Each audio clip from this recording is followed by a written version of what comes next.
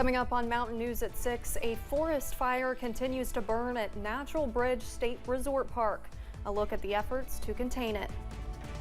And it's been almost 9 months since the flooding here in eastern Kentucky, and a new report looks at the long-term recovery in hard-hit communities. And we've got warmer air in place as we head through the remainder of the work week. Will we see showers as well? The latest coming up as Mountain News at 6 starts now. Dedicated to eastern and southern Kentucky, this is WYMT Mountain News at 6.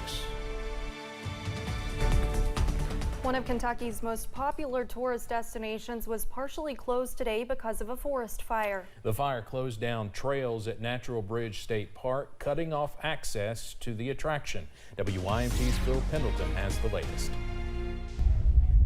Several key factors played into a fire spreading at Natural Bridge State Park. Wind is a real threat when it comes to wildland fire, and also low humidity. Both are common this time of the year in Kentucky, and since Monday, firefighters were busy near the Skylift platform and the Natural Bridge structure. Big concerns are, of course, snags or falling trees, and then just due to the nature of where we are, the cliff lines. Do not cross fire line tape has new meaning here, as all the trails at Natural Bridge are closed. You cannot get up to see the attraction, and that is going to be that way for the foreseeable future. They say they don't know right now when these trails are going to be reopened to the public. The lodge remained open Tuesday, but many others were turned away. We were on the road. We were headed to Springfield.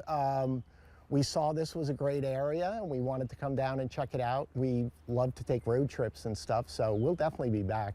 No word yet on what caused the fire, but as of Tuesday, it had burned about 5 acres. Folks, I know it's a wonderful day to be out, but this is also a wonderful day for fire, so we're at odds with that. 4 dozen firefighters were called to assist, including nearly everyone with the State Division of Forestry.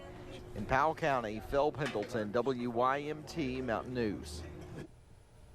U.S. Forest Service officials say they are getting help from western states that typically do not see fires until later in the summer.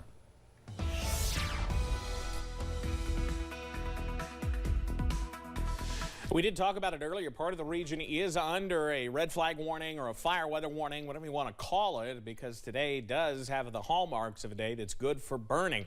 That's why we tell you don't burn outside. Obviously, the daily ban just ended at 6 o'clock, but still, even in areas not involved in this, and Powell County is not in this fire weather warning, you definitely don't want to be burning outside. Even flicking a cigarette outside can ignite some of the dry fuel we have on the ground, so just don't burn outside, at least until we get a little bit more rain in here a little bit later on this weekend. Other than that, it's been a pretty nice looking day throughout the region. Here's the view from our studios in Hazard, sitting at 72. The view from Pikeville Medical Center. Sunshine continues with a few more clouds there. Temperatures are well into the upper 60s and low to even middle 70s, especially as you head down closer to the Cumberland Valley. Your forecast first this evening through the next 12 hours. Yes, we'll see some scattered clouds out there, but no big deal.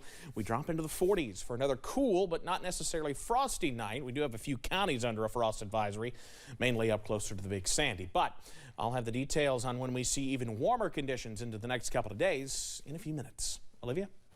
Thank you, Evan. 2 people were killed in a southern Kentucky crash early this morning. It happened on Highway 90 in the Gap Ridge area in Wayne County. The sheriff's office says 4 cars were involved. 2 people were killed and they have yet to be identified. No one else was hurt. The cause of the crash remains under investigation. The person involved in a drug conspiracy case in Southwest Virginia has been sentenced for his role in the crime. The Lee County, Virginia Commonwealth's attorney announced yesterday that Carlton Adams of Dayton, Ohio will spend 15 years in a Virginia prison.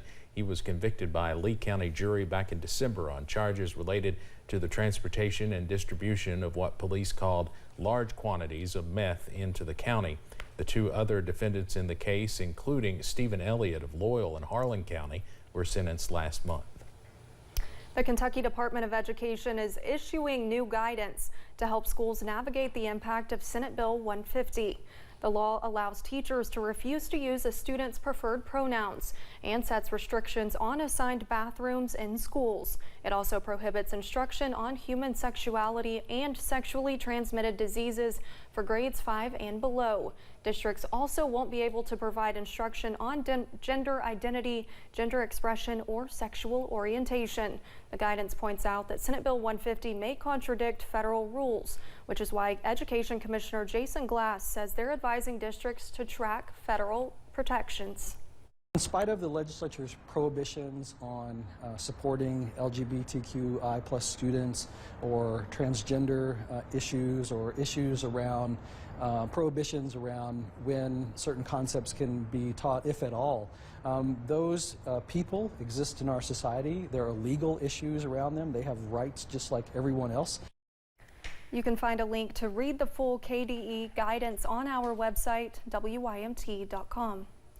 One Breathitt County road is set to be closed later this week. Kentucky 378 at Devon Lane, also mile point 5.2, is said to be closed on Thursday so crews can set beams on a bridge. The road will be closed from 8 a.m. until about noon. Drivers can use Kentucky 30 to access Kentucky 378 as an alternate route to bypass the work location.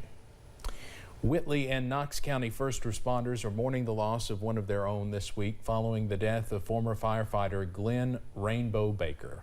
WYMT's Alyssa Williams checked in with those who worked alongside Baker to hear their memories and to learn more about the legacy he leaves behind.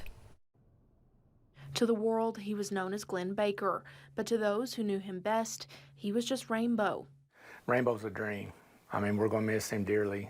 Baker was a longtime volunteer firefighter with the West Knox Volunteer Fire Department, where he began fighting fires in 1973.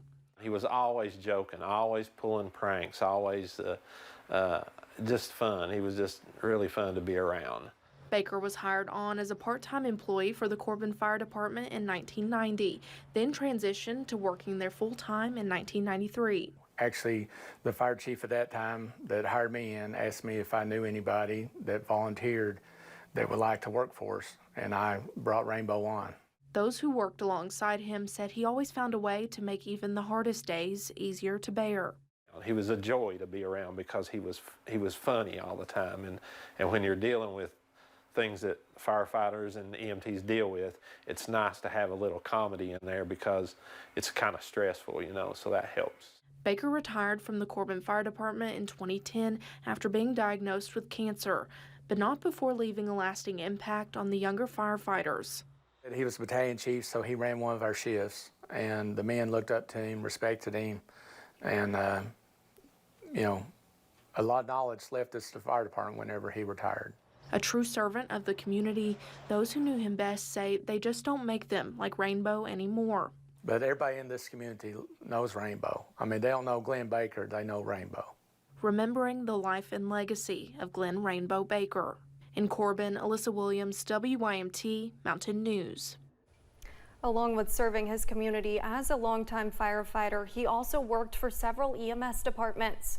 Baker will have 2 visitations. The first will be at the O'Neill Lawson Funeral Home on Thursday from 5 to 9 p.m.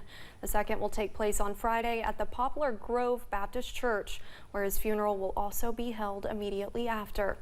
We'll be right back after this break. WYMT News app offers a